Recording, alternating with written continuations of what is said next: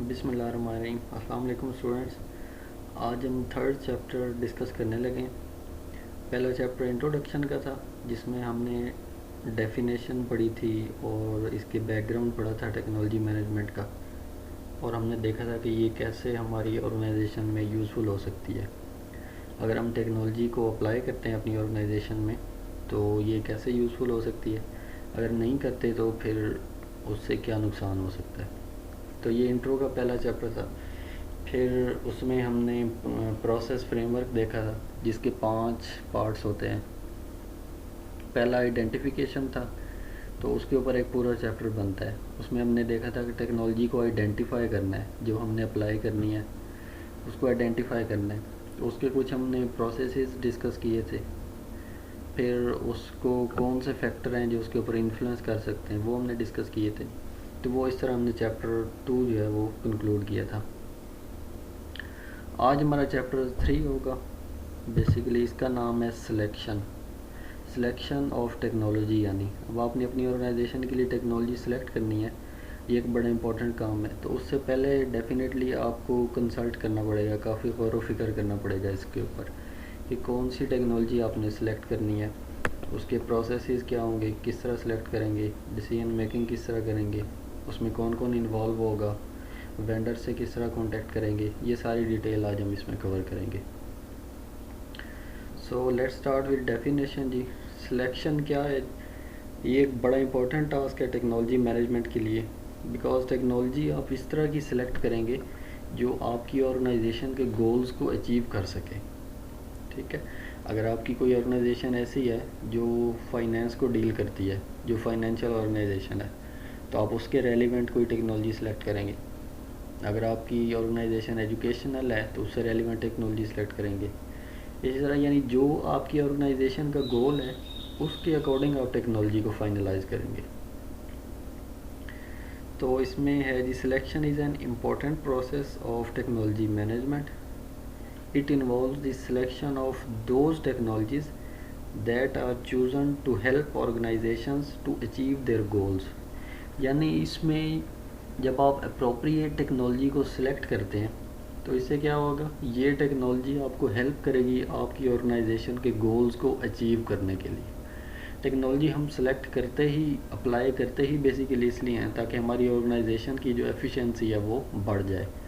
तो अगर हम सही टेक्नोलॉजी सेलेक्ट कर लेंगे तो वो हमारी ऑर्गेनाइजेशन के गोल्स को अचीव करने में हमारी हेल्प करेगी।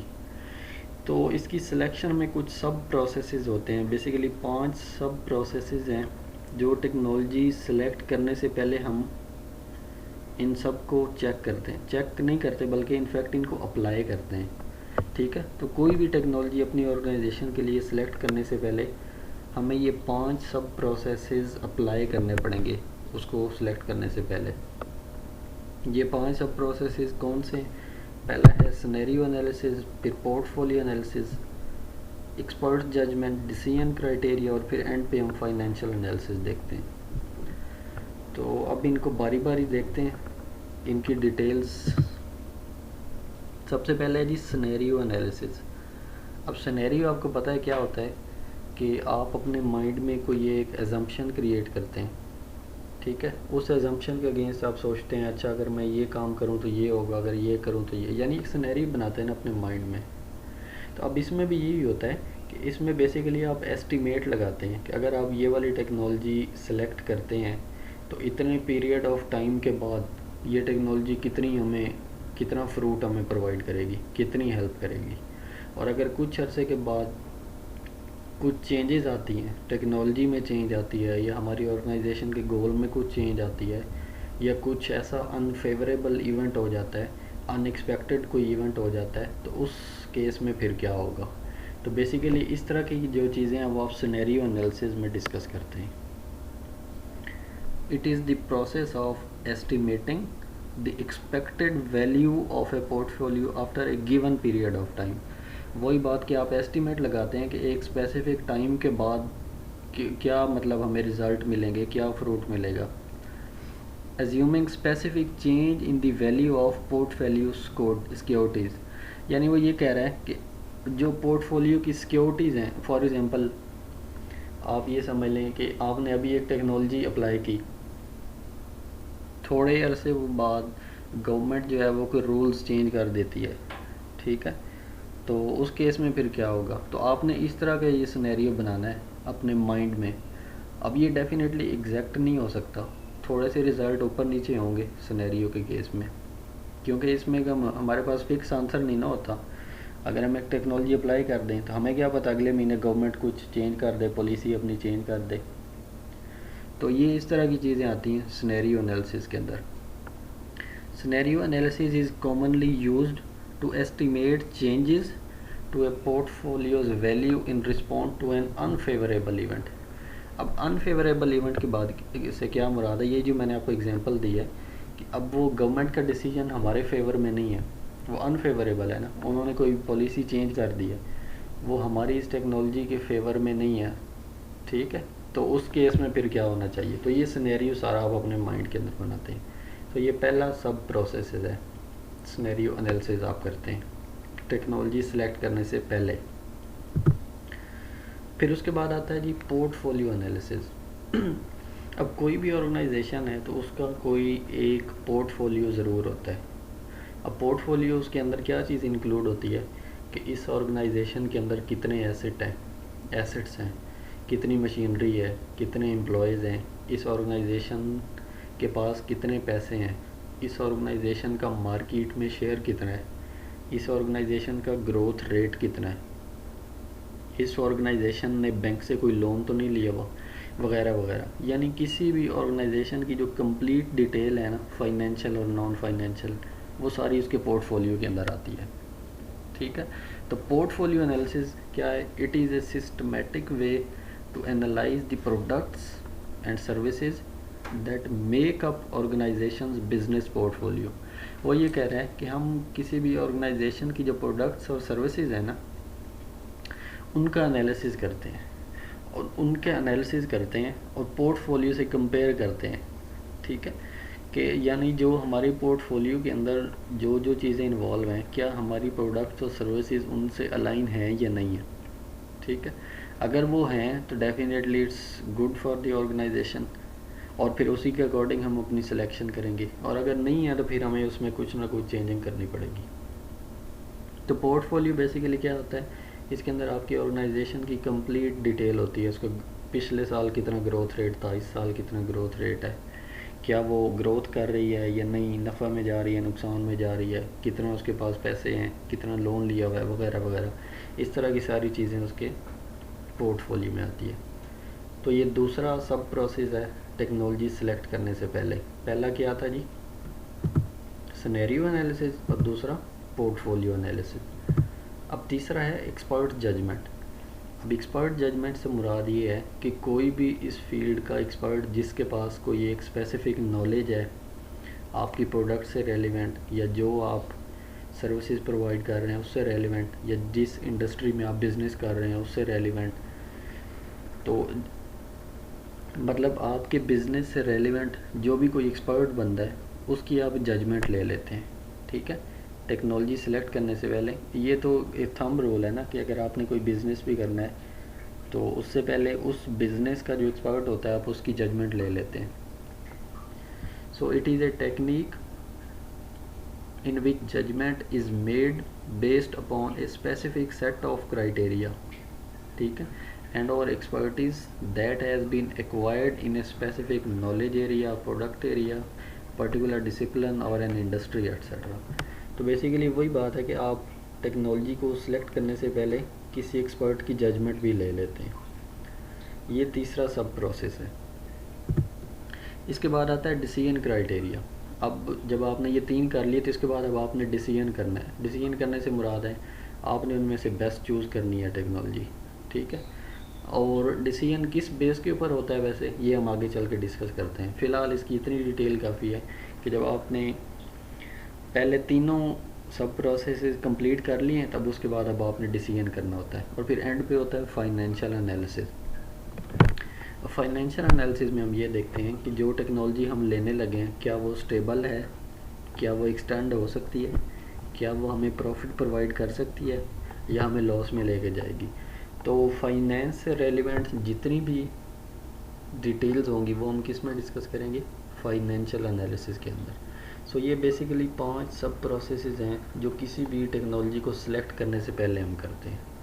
टेक्नोलॉजी सिलेक्ट वैसे ही नहीं कर लेनी, उसका कंप्लीट एनालिसिस करना है, कंप्लीट डिटेल्स लेनी है, मार्केट से एक्सपर्ट्स की राय लेनी है, फाइनेंशियल एनालिसिस करना है, पोर्टफोलियो एनालिसिस करना है, डिसीजन क्राइटेरिया करना है, फिर उसके बाद जाके आपने टेक्नोलॉजी को सिलेक्ट करना है। उसके बाद हैं जी कुछ फैक्टर्स होते हैं जो कि टेक्नोलॉजी सिलेक्शन को इन्फ्लुएंस करते हैं, ठीक है। उनकी 2 टाइप्स हैं उन फैक्टर्स की, एक को हम कहते हैं इनटेंजिबल और दूसरे को कहते हैं टेंजिबल। अब इनटेंजिबल क्या होते हैं, मतलब जिस चीज़ को आप टच नहीं कर सकते उसको इनटेंजिबल कहते हैं। जैसे आपका सॉफ्टवेयर होता है वो इनटेंजिबल है, और आपके कंप्यूटर का जो हार्डवेयर होता है वो टेंजिबल होता है। तो इनटेंजिबल और टेंजिबल फैक्टर्स जो कि इन्फ्लुएंस करते हैं टेक्नोलॉजी सिलेक्शन में वो कौन कौन से हैं। तो सबसे पहले जी इनटेंजिबल है, जिनको आप छू नहीं सकते। तो सबसे पहले है उसमें टेक्निकल एंड ऑपरेशनल फैक्टर्स। तो इनको डेफिनेटली आप नहीं छू सकते, ये आपके टेक्नोलॉजी सिलेक्शन के ऊपर इन्फ्लुएंस कर सकते हैं। फिर सिस्टम रिलायबिलिटी या अवेलेबिलिटी।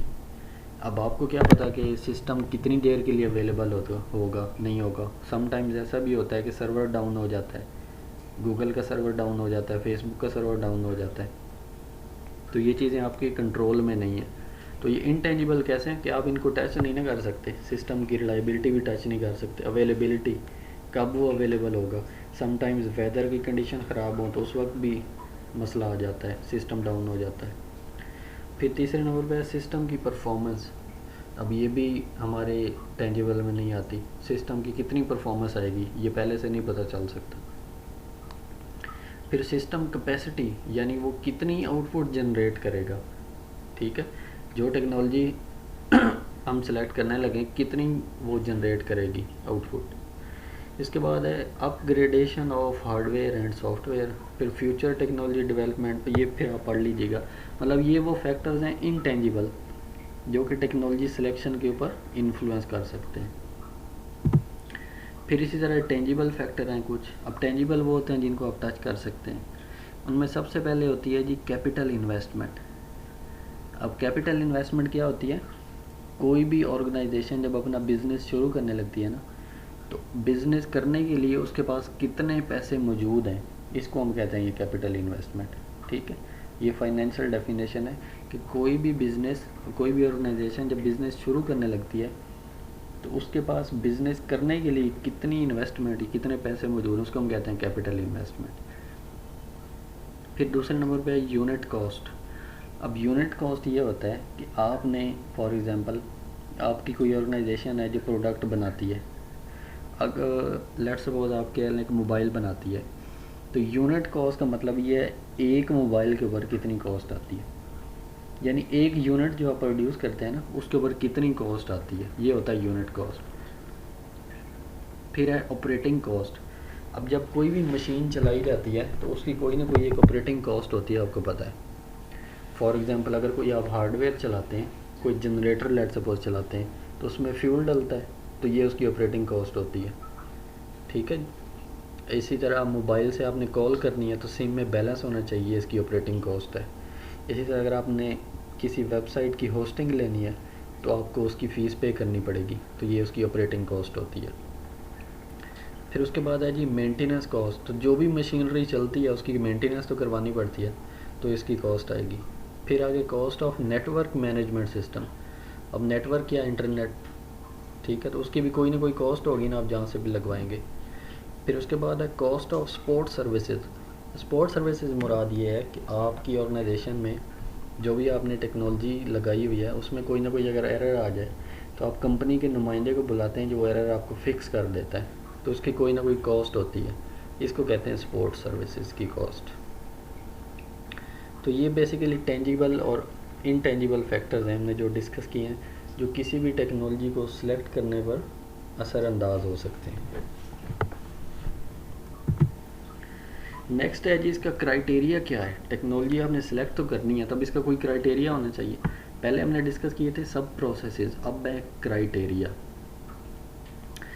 सबसे पहले जी, identify criteria that will differentiate vendors and solutions. आपने ऐसे वेंडर सेलेक्ट करने हैं और ऐसा सॉल्यूशन सेलेक्ट करना है जो आपकी ऑर्गेनाइजेशन के साथ मैच करता हो। ठीक है, ये डिफरेंशिएट का मतलब यही है कि जो वेंडर और उनके प्रोवाइडेड सॉल्यूशन आपकी ऑर्गेनाइजेशन के साथ मैच नहीं करता, उनको आप सेलेक्ट नहीं करेंगे, और जो वेंडर और सॉल्यूशन ऑर्गेनाइजेशन के साथ मैच करते हैं आप उनको फिर अडॉप्ट कर लेंगे। तो ये पहला क्राइटेरिया, टेक्नोलॉजी सेलेक्ट करने से पहले आपने ये देख लेना है कि वेंडर्स और सॉल्यूशन आपकी ऑर्गेनाइजेशन के गोल के साथ मैच करते हो। सेकंड क्या है जी, define requirements that focus on the specific needs of the centre and information technology for this project. दूसरे नंबर पे ये है जी, आपने रिक्वायरमेंट्स को डिफ़ाइन करना है कि इंफॉर्मेशन टेक्नोलॉजी जो आपने यूज़ करनी है या लगानी है उसकी रिक्वायरमेंट्स क्या होनी चाहिए। ठीक है, अगर आपने कोई सॉफ्टवेयर इंस्टॉल करवाना है, फॉर एग्ज़ाम्पल आपने अपने कॉलेज के अंदर कोई एक मैनेजमेंट सिस्टम होता है ना, जिसके अंदर पूरी इंस्टीट्यूट को मैनेज किया जाता है, यानी कितने बच्चे इनरोल हैं सारी डिटेल उनकी आ जाएगी, कितनी उनकी फ़ीसेज़ हैं, कौन से बच्चे का कितना रिज़ल्ट है, कौन से बच्चे की फ़ीस पेंडिंग है अभी तक, किसका कितना जीपीए है, कौन से सेमेस्टर में है, टीचर कौन से किस क्लास को किस टाइम पे पढ़ा रहा है। ये जो सारी डिटेल होती है एक सॉफ्टवेयर के अंदर इंस्टॉल की जाती है, इसको कहते हैं मैनेजमेंट सिस्टम। तो आपने अगर इस तरह का कोई सॉफ्टवेयर इंस्टॉल करवाना है तो उसके लिए आप फिर रिक्वायरमेंट्स को डिफ़ाइन करेंगे, एनालिस्ट करेंगे कि ये रिक्वायरमेंट्स हैं और ये टेक्नोलॉजी हमें इसके लिए ये चाहिए। उसके बाद क्या है जी, determine appropriate vendors to consider based on high level requirements. अब रिक्वायरमेंट दो तरह की होती हैं, एक होती है मोस्ट इम्पॉर्टेंट और एक होती हैं जिनके ऊपर हम कंप्रोमाइज़ कर लेते हैं। तो मोस्ट इम्पॉर्टेंट के ऊपर हम कंप्रोमाइज़ बिल्कुल नहीं करते, जो थोड़ी सी लेस इम्पॉर्टेंट होती है ना उनके ऊपर हम कंप्रोमाइज़ कर लेते हैं। तो इसमें वो ये कह रहा है कि जो आपकी हाई लेवल रिक्वायरमेंट्स होती हैं ना इम्पॉर्टेंट, उनके लिए आपने वेंडर्स अप्रोप्रिएट सेलेक्ट करना है, मतलब उनके ऊपर आपने कोई रियायत नहीं करनी, क्योंकि अगर उन रिक्वायरमेंट्स के अगेंस्ट कोई वेंडर ख़राब आपको मिल गया जो यानी टेक्नोलॉजी जिसके पास अच्छी ना हुई, तो फिर आपके लिए मसला बन जाएगा, वो फिर आपकी ऑर्गेनाइजेशन को हेल्प नहीं करेगा। उसके बाद क्या है जी, document the requirements in appropriate vendor communication, यानी आप जो वेंडर के साथ जब बातचीत करते हैं तो जो भी आपकी रिक्वायरमेंट्स हैं उनको क्लियरली वेंडर को बता भी दें और उनको दोनों तरफ से साइन भी करवा लें, एग्रीमेंट करवा लें, इसका ये मतलब है। फिर है evaluate options through target consideration by using the criteria that matter to you. वो ये कह रहा है कि आपके पास अगर मल्टीपल वेंडर्स अवेलेबल है ना, मल्टीपल ऑप्शन आपके पास अवेलेबल हैं, तो आपने उनमें से इवेल्यूएट करना है। इवेल्यूएट का मतलब ये होता है अच्छे और बुरे को अलग अलग कर देना। तो जो आपका अप्रोप्रिएट होगा वेंडर, जो आपके क्राइटेरिया को मीट करेगा, क्राइटेरिया तो आपने खुद सेलेक्ट करना है ना, जो आपके क्राइटेरिया को मीट करेगा आपने उस वेंडर को सिलेक्ट कर लेना है। फिर लास्ट में होता है bring the team to senses on the best vendor and solution. अब ब्रिंग द टीम का मतलब ये होता है कि जब आपके पास वेंडर्स की लिस्ट आ जाती है तो आप एक पूरी टीम बिठाते हैं, उन सब से सेंसस करवाते हैं, कंसेंसस करवाते हैं। कंसेंसस का मतलब ये होता है इत्तेफाक राय करवाना, यानी जिसके ऊपर पूरी टीम मुत्तफिक हो, आपकी सारी ऑर्गेनाइजेशन की टीम, तो वो फिर आप वेंडर जो है उसको सिलेक्ट करते हैं। तो ये है बेसिकली क्राइटेरिया टेक्नोलॉजी को सिलेक्ट करने का। फिर अब इसके ऊपर फैक्टर कौन कौन से जी लगते हैं, अगर आपको याद होगा कि हमने आइडेंटिफिकेशन के चैप्टर में भी फैक्टर पढ़े थे जो उसके ऊपर इन्फ्लुएंस करते हैं, तो इसी तरह सिलेक्शन के ऊपर भी करते हैं। तो कौन कौन से हैं जी, पहला है जी, does the architecture meet your IT requirements for operating system, virtualization, data centre, server and security. For example आपने कोई एक कंप्यूटर लैब बनाई है, ठीक है, उसमें आपने कंप्यूटर रख दिए जी P4 पुराने कंप्यूटर। अब उनके अंदर जब आप कोई हैवी सॉफ्टवेयर इंस्टॉल करेंगे, लेट सपोज आप करते हैं जावा के लिए नेट बीन कर लेते हैं, तो शायद वो P4 में नहीं चलेगा, मेरा ख्याल है नहीं चलेगा, शायद चल भी जाता हो। तो इसको मतलब कहने का ये है, टेक्नोलॉजी सेलेक्ट करने से पहले इस तरह के फैक्टर्स आपने देख लेने हैं कि जो उसका आर्किटेक्चर है कंप्यूटर का, वो आपकी रिक्वायरमेंट्स को मीट करता है या नहीं। ये ना पुराना ऑपरेटिंग सिस्टम हो, विंडो एक्सपी हुई हो, ठीक है। तो इस तरह की चीज़ें आपने इसमें देख लेनी है। फिर do they have experience integrating with your back office system. अब इसका मतलब ये है कि आप जिससे ये टेक्नोलॉजी ले रहे हैं, ठीक है, क्या उनका कोई रेलिवेंट एक्सपीरियंस है या उनका बैक ऑफिस सिस्टम है जिसमें वो आपको सपोर्ट कर सकें। यानी कोई एक ऐसी ऑर्गेनाइजेशन आप सेलेक्ट करें ना, एक ऐसा वेंडर सेलेक्ट करें जिनका प्रॉपर ऑफिस हो, प्रॉपर सेटअप हो, कि अगर कल को आपको कोई मसला आए तो वो आपको हेल्प आउट कर सके। फिर इसके बाद है do they have experience in delivering solution in your industry or of similar size and scope. तब इसमें वो ये कह रहा है कि जिस वेंडर से आप टेक्नोलॉजी ले रहे हैं, क्या उसका आपकी इंडस्ट्री में एक्सपीरियंस है, या इस साइज़ की इंडस्ट्री में एक्सपीरियंस है, या इस स्कोप के रेलिवेंट उनका एक्सपीरियंस है या नहीं। तो ये आपकी टेक्नोलॉजी सिलेक्शन के ऊपर असरअंदाज हो सकता है। अगर आपको कोई ऐसा वेंडर ना मिले, यानी जिसका आपकी, अगर आपकी ऑर्गेनाइजेशन एजुकेशन से रेलिवेंट है, तो आपको अगर कोई एजुकेशन वाला वेंडर ना मिले तो फिर ये आपके लिए अच्छी बात नहीं है।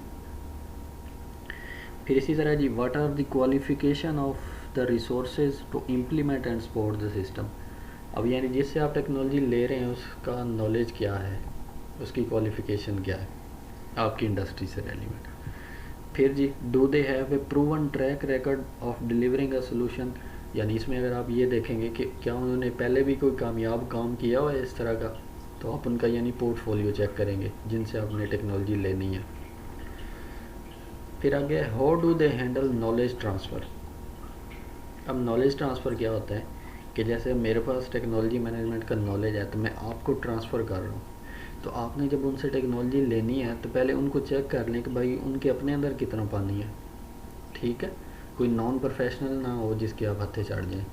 तो अगर आपको कोई प्रोफेशनल मिल जाता है तो फिर तो इट्स गुड, अदरवाइज़ ये आपकी सिलेक्शन ऑफ टेक्नोलॉजी के ऊपर बुरी तरह असरअंदाज होगा। तो ये वो फैक्टर्स हैं जो सिलेक्शन ऑफ टेक्नोलॉजी के ऊपर असरअंदाज होते हैं। आगे है रिक्वायरमेंट्स डॉक्यूमेंट। रिक्वायरमेंट्स डॉक्यूमेंट बच्चों ये होता है कि आप लिस्ट ऑफ क्वेश्चंस बनाते हैं जो आपको चाहिए, और वो आप फिर वेंडर्स के सामने रखते हैं। आप मल्टीपल वेंडर्स को इकट्ठा करते हैं और फिर उनका साइड बाय साइड कंपैरिजन करते हैं। दोबारा सुन लें, रिक्वायरमेंट्स डॉक्यूमेंट ये होता है कि आप लिस्ट ऑफ क्वेश्चंस बनाते हैं जिनका आपको आंसर चाहिए, फिर उसके अगेंस्ट आप वेंडर्स को तलाश करते हैं, और जितने वेंडर्स आपने ढूंढे हैं उन सब का फिर कंपैरिजन करते हैं और उनमें से बेस्ट को तलाश करते हैं। तो उनमें से जो कुछ रिक्वायरमेंट्स हैं वो कौन कौन सी हैं।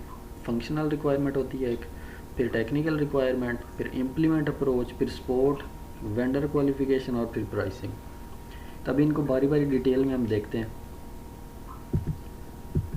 सबसे पहले है फंक्शनल रिक्वायरमेंट। अब फंक्शनल रिक्वायरमेंट आपको पता है क्या होती है। A functional requirement defines a function of a system or its component. यानी जो आपका एक पूरा सिस्टम है उसका फंक्शन क्या है। अगर आपकी एक डेस्कटॉप एप्लीकेशन है कैलकुलेटर की, तो उसका फंक्शन क्या है, कैलकुलेशन करना। तो आपके सिस्टम का फंक्शन क्या है ओवरऑल, ये हमारी होती है functional requirement. Provide your list of requirements and ask vendors to confirm their ability to deliver. यानी अपनी लिस्ट ऑफ रिक्वायरमेंट आपने वेंडर्स को देनी है और उनसे पूछना है कि आपके अंदर एबिलिटी है ये वाली फंक्शनैलिटीज़ प्रोवाइड करने की।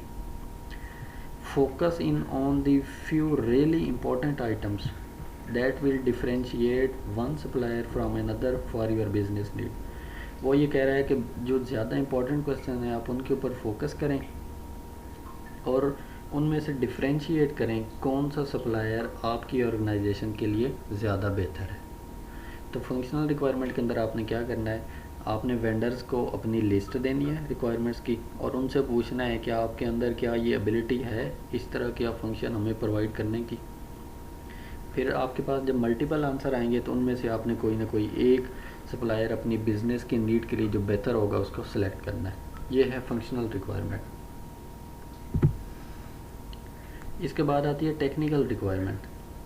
अब टेक्निकल रिक्वायरमेंट आपको पता ही है क्या होती है, जिसके बगैर सिस्टम चल नहीं सकता।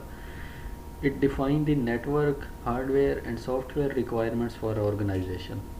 ठीक है जी। Address some specification such as reliability, resilience, scalability, integration and security.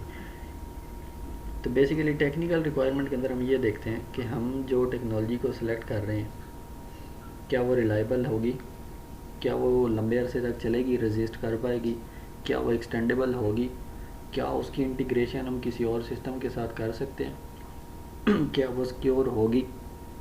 तो इस तरह की जितनी रिक्वायरमेंट्स होती हैं हम टेक्निकल रिक्वायरमेंट्स हम इनको कहते हैं, ठीक है। और ये वेंडर से हम पूछते हैं कि आपकी टेक्नोलॉजी जो हम लेने लगे क्या वो इन टेक्निकल रिक्वायरमेंट्स को पूरा कर सकती है या नहीं कर सकती। तो अगर वो आपके पास आंसर नो में आता है तो फिर डेफिनेटली आप नहीं सिलेक्ट करेंगे। अगर यस में आता है और मल्टीपल आंसर यस में आते हैं तो फिर आप उनमें से कंपैरिजन कर लेंगे। ये है जी दूसरी रिक्वायरमेंट, टेक्निकल रिक्वायरमेंट। आगे आ जाती है इम्प्लीमेंटेशन अप्रोच। आपने उसको इम्प्लीमेंट किस तरह करना है। तो ये कुछ अप्रोचेस लिस्ट की हुई हैं। Approach for discovery, project management और collaboration, timeline for each major phase, roles and responsibilities, testing type, training of various source. अब बेसिकली क्या है कि हमने इम्प्लीमेंटेशन देखनी है किस तरह से होगी। सबसे पहले हम उसको कहेंगे जी टाइमलाइन बताएं, डिज़ाइन का बताएं हमें, और कितनी देर में टेस्टिंग होगी, कितनी देर में ये आप इंस्टॉल करके देंगे प्रोजेक्ट। फिर उसके बाद रोल्स और रिस्पॉन्सिबिलिटी किसकी क्या होगी, फिर इसकी टेस्टिंग हम कैसे करेंगे, इसके लिए टूल्स कौन से रिक्वायर होंगे, इसके लिए रिसोर्सेज कौन से रिक्वायर होंगे, उसके लिए ट्रेनिंग हमें कितनी करनी पड़ेगी। ऐसे भी तो होता है ना कि टेक्नोलॉजी आपको अप्लाई करके दे दी जाए और आपके स्टाफ को वो फिर टेक्नोलॉजी यूज़ करनी ना आए। तो बेसिकली उसके लिए ये होता है कि जब आप टेक्नोलॉजी अप्लाई करवाते हैं अपनी ऑर्गेनाइजेशन में तो आप उन्हीं जिनसे आपने ख़रीदी होती है उन्हीं से उनका ट्रेनर भी लेते हैं, ठीक है। तो वो ट्रेनिंग आपके कैंपस में भी हो सकती है, उनकी साइट पे भी हो सकती है, ऑनलाइन भी हो सकती है। तो ये इम्प्लीमेंटेशन में आप इस तरह की चीज़ देखते हैं। अगर आपने टेक्नोलॉजी को अप्लाई करना है तो उसमें कौन कौन सी चीज़ें हैं जो वो रास्ते में आपके आ सकती हैं। फिर है सपोर्ट। अब सपोर्ट के अंदर आप ये देखते हैं कि जिससे आप टेक्नोलॉजी ले रहे हैं या अगर आपने टेक्नोलॉजी अप्लाई कर दी तो क्या ये 24/7 आपको अवेलेबल होगी, ठीक है। फिर आप इसी तरह वारंटी वगैरह देखते हैं। जैसे आप कोई प्रोडक्ट लेते हैं ना, सर्विस, तो उसकी वारंटी मिलती है। गाड़ी लें तो उसकी वारंटी है, मोबाइल की है, फ्रिज की है, इस तरह प्रोडक्ट और सर्विसेज की होती हैं। तो आपने जिससे टेक्नोलॉजी लेनी है उनकी कस्टमर सपोर्ट को देखना है सबसे पहले कि क्या वो, अगर ये तो नहीं टेक्नोलॉजी अप्लाई करके फिर हमें कहें जी खुदा हाफिज़ हम आपको जानते ही नहीं है। आपने देखना है क्या वो 24/7 आपको हेल्प करते हैं। अगर कोई बग आ जाता है, कहीं कोई मसला आ जाता है, कोई चीज़ ख़राब निकलती है तो रिप्लेस करवानी है वगैरह वगैरह। तो इसके लिए ये चीज़ें फिर सपोर्ट के अंदर आएंगी। फिर लास्ट में है जी वेंडर क्वालिफिकेशन एंड एक्सपीरियंस। तो आप डेफिनेटली देखेंगे क्या वो ऑथेंटिक है या नहीं, ठीक है जी। तो ये बेसिकली क्या चीज़ हमने पढ़ी है, रिक्वायरमेंट डॉक्यूमेंट्स, यानी आप लिस्ट करते हैं क्वेश्चन के जो आपने वेंडर से पूछने हैं। और जब ये वाले आंसर आपको मिल जाएंगे इन सब क्वेश्चन के, इन सब रिक्वायरमेंट के, तो फिर उसके बाद एक प्रोसेस होता है वो हम देखते हैं कौन सा है। फिर हम करते हैं जी प्राइसिंग, ठीक है। अब प्राइसिंग के अंदर क्या है, हम वेंडर्स को कहते हैं जी ठीक है आपने हमें कह दिया है कि आप टेक्निकल रिक्वायरमेंट्स भी हमारी पूरी करेंगे, फाइनेंशियल रिक्वायरमेंट भी पूरी करेंगे, आपकी क्वालिफ़िकेशन भी है, अब हम सपोर्ट भी करेंगे, आप इम्प्लीमेंट भी करेंगे, आप सारी रिक्वायरमेंट पूरी कर रहे हैं, फिर आप पैसे कितने लेने हैं ये भी बता, ठीक है। तो आप फिर इसकी एक लिस्ट बना लेते हैं कि फ़लाँ वेंडर ने इतने पैसे कहे, फ़लाँ वेंडर ने इतने पैसे कहे, फ़लाँ वेंडर ने इतने पैसे कहे। तो जो जो वेंडर आपकी रिक्वायरमेंट्स पूरी कर लेते हैं उनकी फिर आप क्या कर देते हैं, प्राइसिंग कर लेते हैं। तो ये है बेसिकली प्राइसिंग के हवाले से। फिर आता है जी आइडेंटिफाइंग अप्रोप्रिएट पार्टनर। अब इसका मतलब क्या है, आइडेंटिफाइंग अप्रोप्रिएट पार्टनर्स के अंदर हम ये देखते हैं, if you want to select the right solution and vendor start with the right candidate. इसका मतलब ये है कि आपने जो अब सबसे प्राइसेस ले ली हैं तो इसके बाद अब आपने देखना है कि कौन सा जो वेंडर है वो आपको सूट कर रहा है। हो सकता है एक वेंडर बहुत अच्छा हो लेकिन वो आपके वो पैसे ज़्यादा मांग रहा हो, आपके पास इतनी अफोर्डेबिलिटी ना हो ऑर्गेनाइजेशन के अंदर। तो ये आप दोबारा कांटेक्ट करते हैं फिर वेंडर से, फिर उनसे नेगोशिएशन करते हैं, बारगेनिंग करते हैं और उसके बाद फिर अप्रोप्रिएट आप सेलेक्ट कर लेते हैं। फिर है जी gather information and compare vendors. आपने एक चीज़ ये भी करनी है कि जिस वेंडर को आप सेलेक्ट कर रहे हैं ना, इसके हवाले से, अच्छा पहले ये फॉर्मली पढ़ लें फिर मैं आपको इसकी एग्जांपल देता हूँ। This is the point that you begin to tie everything together with targeted bids based on the defined requirement. Create a matrix, use your evaluation criteria. अब इसके अंदर वो ये कह रहा है कि आप एक मैट्रिक्स बनाएं जिसके अंदर प्रोज और कॉन्स, यानी प्रोज होते हैं एडवांटेजेस और कॉन्स होते हैं डिसएडवांटेजेस। आपने एक मैट्रिक्स बनाना है जिसके अंदर एडवांटेजेस और डिसएडवांटेजेस दोनों लिखे हो, ठीक है। आपने इंफॉर्मेशन गैदर करनी है कि दूसरे लोगों से इंफॉर्मेशन गैदर करनी है कि ये वाला वेंडर कैसा है, आप लोगों का इसके साथ एक्सपीरियंस कैसा है, ये सारा चीज़ आप गैदर करेंगे। फिर एक मैट्रिक्स बनाएंगे, उसके अंदर एडवांटेजेस और डिसएडवांटेजेस लिखेंगे और फिर उनको कंपेयर करेंगे। Making final selection. अब मेकिंग फाइनल सिलेक्शन आप डेफिनेटली इसके अंदर सिंपल सी बात है, जो आपको वेंडर सूट बेस्ट सूट लग रहा है उसकी आप फाइनल सिलेक्शन कर लेंगे। लेकिन आपने एक टेम्पलेट बनाना है, इसको स्कोरिंग टेम्पलेट कहते हैं। स्कोरिंग टेम्पलेट ये होता है, ये मैं आपको एग्जांपल ये देखें। अब ये जो बना हुआ है यहाँ पे वेंडर 1 का नेम आएगा, वेंडर 2 का, वेंडर 3 का। अब ये सारे जो आपके एम्प्लॉयज़ हैं ना, उनके सामने ये भेजा जाएगा कि किसको आपने कितना स्कोर करना है, एवरेज इसकी इतनी है, मैक्सिमम 20 है। ये वो फिर इस तरह इनको नंबर दे रहे हैं कि वेंडर 1 को मैं इतने नंबर दूंगा, इसके अगेंस्ट इतने नंबर दूंगा, ईज़ ऑफ यूज़ के अगेंस्ट मैं इतने नंबर दूंगा, एक्सपीरियंस उसका इतना है मैं इतने नंबर दूंगा, इस वेंडर की जो एक्सपर्टीज़ हैं इतनी है तो मैं इतना नंबर दूंगा, कॉस्ट के ऊपर मैं इसको इतना नंबर दूंगा। फिर ये फिर टोटल करेंगे, जिस वेंडर के सबसे ज़्यादा नंबर होंगे ना वो फिर उसको हम सिलेक्ट कर लेंगे, ठीक है। तो बेसिकली ये जो चार्ट है, ये कॉलम है, ये आप अपने एम्प्लॉयज़ को देते हैं, फिर उसके बाद आप फाइनल डिसीजन लेते हैं। Choosing the best solution. भाई कोई भी प्रोडक्ट या सर्विस है दुनिया के अंदर, वो 100% परफेक्ट नहीं होती, ठीक है। उसके कुछ ना कुछ डिसएडवांटेजेस भी होते हैं और ज़्यादा एडवांटेज होते हैं। तो आपने जब फाइनल 2 वेंडर में से कोई ना कोई एक सिलेक्ट करना है, तो हमेशा ये डेड से हो रहा है कि कुछ ना कुछ आप ट्रेड ऑफ कर रहे होंगे, कुछ ना कुछ आप सेक्रीफाइस कर रहे होंगे, ठीक है। कोई भी वेंडर 100% परफेक्ट नहीं होता। किसी वेंडर की कोई चीज़ बेहतर होगी, किसी की कोई चीज़ बेहतर होगी, लेकिन आपने ओवरऑल सिर्फ ये देखना है कि कौन सा आपकी ऑर्गेनाइजेशन के गोल्स को ज़्यादातर चांसेस हैं कि वो मीट कर ले, फिर उसमें से आपने बेस्ट को सिलेक्ट कर लेना है, ठीक है। तो ये होता है जी सारा कुछ टेक्नोलॉजी को सिलेक्ट करने का क्राइटेरिया। टेक्नोलॉजी सिलेक्ट करना बहुत इंपॉर्टेंट काम है, राइट टेक्नोलॉजी सिलेक्ट करना। सिलेक्ट तो फिर कोई भी हो जाए, लेकिन आपने राइट टेक्नोलॉजी सिलेक्ट करनी है जो आपकी बिज़नेस के गोल्स को अच्छे तरीके से मीट कर सके। तो उसके लिए सारे आपने सब प्रोसेसेस भी फॉलो करने हैं, टेंजिबल इंटेंजिबल भी देखना है, फिर कौन सा फैक्टर इसको इन्फ्लुएंस कर सकते हैं, ये इस तरह की सारी चीज़ें आपने देख के तो फिर टेक्नोलॉजी को सिलेक्ट करना है। So this was all about the selection of technology. I hope कि आपको समझ आई है। क्वेश्चन करें, जितने हो सकते हैं क्वेश्चन करें। थैंक यू जी, अल्लाह हाफिज़।